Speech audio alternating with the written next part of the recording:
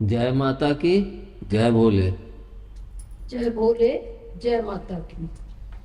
जैसा कि हम सभी लोग जानते हैं कि दुनिया में दो प्रकार की पूजाएं होती हैं।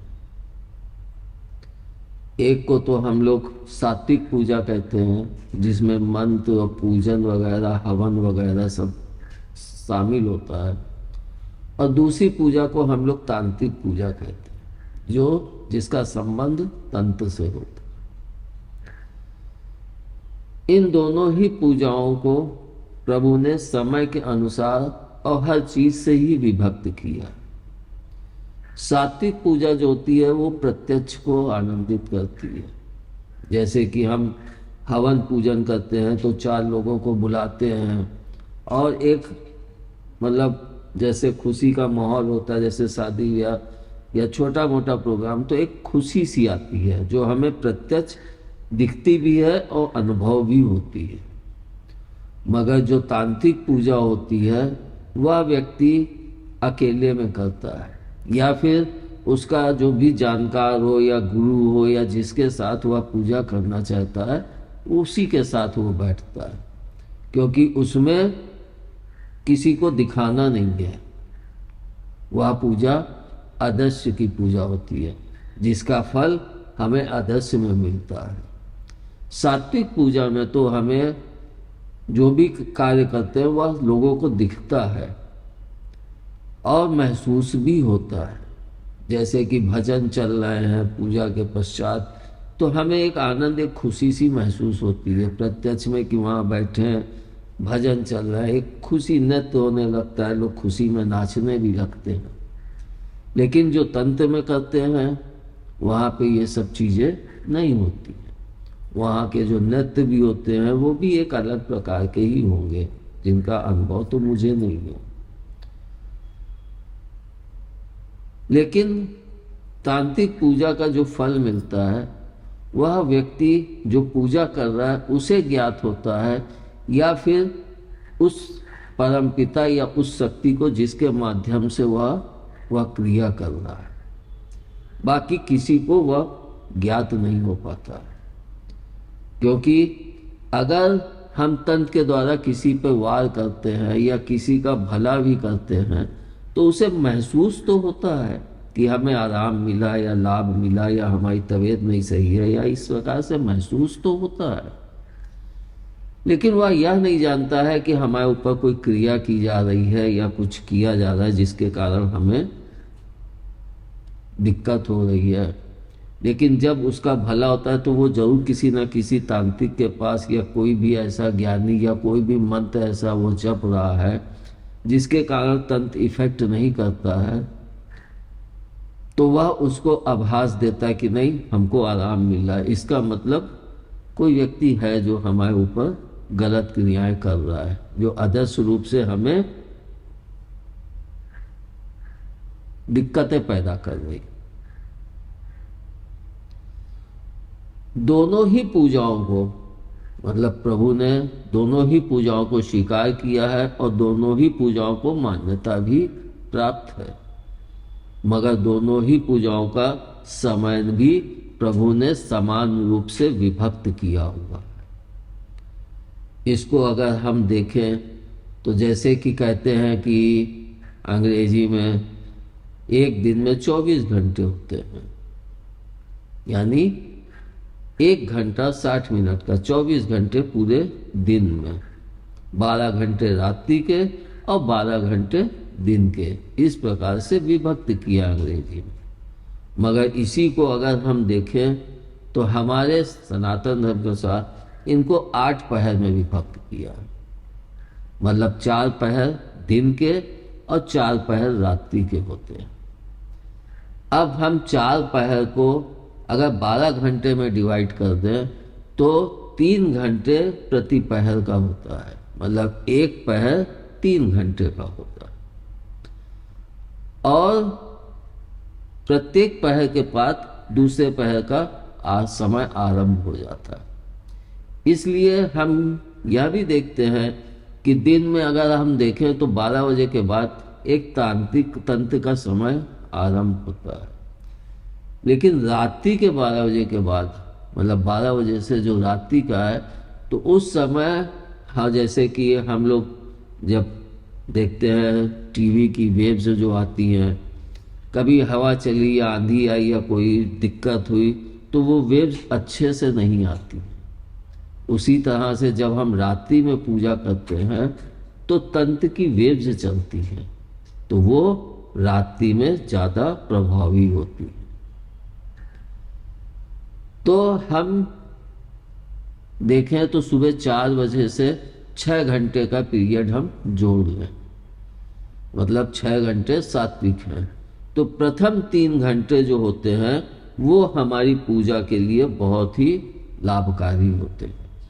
मगर 4 बजे से पहले जो 1 घंटा होता है, मतलब 3 से 4 बजे के बीच का, वह घंटा ऐसा होता है कि उस समय अवधि में अगर हम जप करने बैठते हैं तो वह उससे भी ज़्यादा लाभकारी और फलदायी होता है। इसका कारण यह होता है कि वह समय दोनों, मतलब रात और दिन, मतलब तंत्र और सात्विक दोनों का मिलन, मतलब गोधूली बेला, जिसको हम लोग कहते हैं गोधूली बेला, वह होता है। और हमारे ऋषि मुनियों ने कहा भी है कि गोधूली बेला में अगर हम जप करें तो वो हमें बहुत ही जल्दी शीघ्र लाभ पहुंचाता है। मतलब कि हम 3 बजे का से 4 बजे के बीच का समय दोनों गोधूली बेला होती, उस समय हमें वह अत्यंत लाभकारी होती। उसी तरह से जब शाम को, मतलब तंत्र का समय खत्म होता है मंत्र का, तो उस समय भी गोधूली बेला उस समय को नहीं कहते, उस समय को संध्या काल कहते हैं। मतलब दोनों ही समय का मिलन, जिसमें से एक समय से हटके दूसरे समय में दिन या रात्रि प्रवेश कर रहा है। तो 3-3 घंटे के हिसाब से हम बांट लें, मतलब सुबह 4 बजे से अगर हम जोड़ें तो 6 घंटे, मतलब 4 और 6 10 बजे तक हमारा बहुत ही अच्छा हो। और 10 से 11 बजे तक का जो समय होता है वो एक तरह से संधि काल का होता है।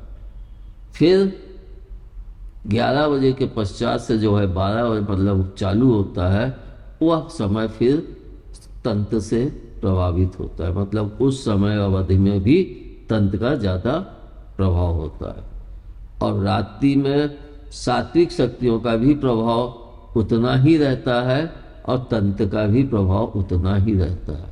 बस दोनों के समय में हमें ध्यान रखना पड़ता है कि हम 2:30-3 बजे के पहले पहले जो भी तंत्र की पूजा होती है वो इतने समय में समाप्त कर ली जाती है, क्योंकि वह पूजा किसी को दिखानी नहीं है। और सात्विक पूजा का तो पूरा दिन होता है। तो यह तो हो गया हमारा समय कि प्रभु ने 24 घंटे को दोनों ही प्रभु भक्तों, चाहे तंत्रिक हो चाहे सात्विक हो, दोनों में ही समान रूप से बांट दिया है। उसी प्रकार से अगर हम मंत्र को देखें, और सबसे बड़ी बात हम यह जानें कि जो तंत्र होता है वह माँ से संबंधित होता है, क्योंकि शक्ति माँ है, पिता आत्मा है। तो इसलिए तंत्र का संबंध माँ से होता है। और माँ की जितनी भी पूजाएं होती हैं, हम अगर उनको खुल के देखें और उस पर विचार करें तो अधिकतर माँ की पूजा रात्रि में ही होती है। और इसको हम प्रत्यक्ष रूप में हमारे सनातन धर्म में जो 2 नवरात्रि पड़ती हैं, तो 9 रात्रि मतलब 9 दिन की जो हम माँ की साधना कर रहे हैं वह रात्रि, मतलब 9 रात्रि में वह साधना हम संपूर्ण करके एक तप छोटा सा करते हैं, जिससे हमें 6 वर्ष या 6 माह या जितना जैसे भी हम कर रहे हैं उसका प्रभाव कितना है, यह हमारे भाव के ऊपर ही जाके प्रभाव प्राप्त होता है। तो फिर हम रात्रि में ही माँ की पूजा करते हैं। इसीलिए कहा गया अमावस्या रात में चंद्रमा भी तंत्र से विशेष प्रभावित होता है। इसी कारण वह घटता बढ़ता है, तंत्र भी घटता बढ़ता है। जैसे हम उसको साधेंगे वैसे ही वह हमारे अंदर पावर भी जागृत करेगा। अगर हम 1 वर्ष या 6 माह उसको नहीं जागृत करेंगे तो उसकी भी पावर धीरे धीरे कम होने लगती है, समाप्त होने लगती है। इसीलिए अगर हम लोग देखें तो हम यह देखते हैं कि अगर हम कोई एक इष्ट को लेके और अपना जप लगातार निरंतर एक लंबे अंतराल से, मतलब एक लंबे समय से करते चले आ रहे, और किसी को हमारे उसमें दिक्कतें पैदा करनी है या कुछ अपनी तांत्रिक क्रियाओं के द्वारा हमें परेशान करना है या कुछ भी करना है, तो वह सबसे पहले हमारी पूजा को ही खंडित करता है। क्योंकि जो हम जप कर रहे हैं इतने वर्षों से, जिस भी इष्ट को लेके कर रहे हैं, लेकिन एक इष्ट को लेके कर रहे हैं और निरंतर कर रहे हैं, तो सबसे उससे हमारे चारों तरफ एक ऑरा तैयार हो जाता है, जिसको हम एक सुरक्षा घेरा भी कह सकते हैं, सुरक्षा कवच भी कह सकते हैं। तो सबसे पहले सामने वाला व्यक्ति उस सुरक्षा कवच या उस घेरे को तोड़ना चाहता है, तो उसको तोड़ने के लिए उसको क्या चाहिए? कमजोरी। उस घेरे को अगर हम कमजोर कर दें तो वह घेरा कमजोर हो जाएगा, मतलब वो कमजोरी उसको हो जाएगी, तो वह उतना हमारी सुरक्षा नहीं कर पाएगा। और उस घेरे को कमजोर करने के लिए क्या करते हैं? आपकी पूजा पे इफेक्ट डालते हैं किसी तरह से कि आप सही ढंग से पूजा न कर पाए या उसमें किसी प्रकार से भी विघ्न उत्पन्न हो, तो आपका धीरे धीरे वो घेरा जो है वो कमजोर होता जाता है। और जैसे ही वो घेरा कमजोर होता है वो अपना भेदन कर लेते हैं। तो हमें जो भी, अगर हम इष्ट को पकड़ के चल रहे हैं तो उसको हम प्रॉपरली, अगर हमें उससे लाभ है और हम लंबे अंतराल से कर रहे हैं, तो हम किसी के बहकावे में ना आके अपनी पूजा को छोड़ के उसके बताए अनुसार कभी ना करें, क्योंकि हमें उस पूजा से लाभ भी मिल रहा है और फायदा भी हो रहा है। और अगर हम उसको छोड़ के दूसरी पूजा में होते हैं शामिल, तो उससे हमें अपने औरा को बनाने में एक समय अवधि चाहिए होती है, और उस समय अवधि के होने से पहले, मतलब मेरा वो सुरक्षा कवच तैयार होने से पहले सामने वाला अपना कार्य कर लेता है, यानी वह हमारे ऊपर इस बीच में अपना अधिकार या अपना प्रभाव डालने लगता है, जिसके कारण हम उसकी बातों को सही मानने लगते हैं और उसको एक महत्ता देने लगते हैं। जबकि हमें स्वयं बैठ के सोचना चाहिए। इसी कारण मैं कहता भी हूँ कि 1 घंटे बैठ के सोचो कभी कभी कि हम क्या गलती कर रहे हैं, क्या नहीं कर रहे हैं, इसको सोचना चाहिए। और इन दोनों ही पीरियड को अगर हम देखें तो जैसे दिन में सत्यनारायण की पूजा, मतलब जितने भी प्रभु की पूजाएं हैं वो सब दिन में होती, और रात्रि में श्रृंगार, माँ की पूजा, ये सब होता है। आप किसी भी मंदिर, शिव मंदिर में जाइए, सुबेरे वहाँ पे जल चढ़ाएंगे, बेलपत्ती चढ़ाएंगे, वो सब श्रृंगार नहीं होगा। लेकिन उसी मंदिर में आप रात में जाइए तो वहाँ पे श्रृंगार होगा, क्योंकि उस समय माँ का समय होता है और माँ श्रृंगार और उसकी परम खुश होती देख के। इसलिए हम लोग रात में ही श्रृंगार भी करते हैं। और ये भी देखो ना, रात में भोजन हम लोग खूब चाप के खाते हैं, लेकिन दिन में क्या खाते हैं? दाल रोटी। रात्रि में हम लोग भारी भोजन खाते हैं, क्योंकि माँ का प्रेम होता है, मेरा बच्चा आया है, आओ खिलाओ, मोटा आ जाए, नहीं मोटा है, ये बनाओ, ये खिलाओ, ये बनाओ, ये खिलाओ। दिन भर पति काम करके आया है, उसके लिए लाओ, ये बनाए, या कोई भी है। तो ये माँ का प्रेम होता है, सभी माँओं में होता है। यानी चाहे माँ हो, चाहे कन्या हो, चाहे बेटी हो, चाहे जो हो, सभी पुत्रियों में यह चीज ऑटोमेटिक प्रभु ने दी हुई, वह प्रेम उनके हृदय में समाहित होता है। तो रात्रि का समय माँ का और दिन का समय प्रभु का। इसमें भी हम लोग जप में नहीं समझ पाते, दीपक को भी नहीं समझ पाते हैं।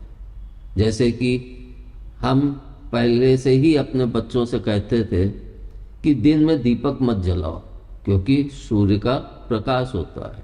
सूर्य खुद परम पिता के द्वारा हम लोगों को एक बहुत ही अकाट्य दीपक दिया गया है, जिसकी कोई काट नहीं है, जो आज वर्षों से जाने कब से प्रज्वलित है और हम मानव जगत इस ब्रह्मांड को पोषित कर रहा है।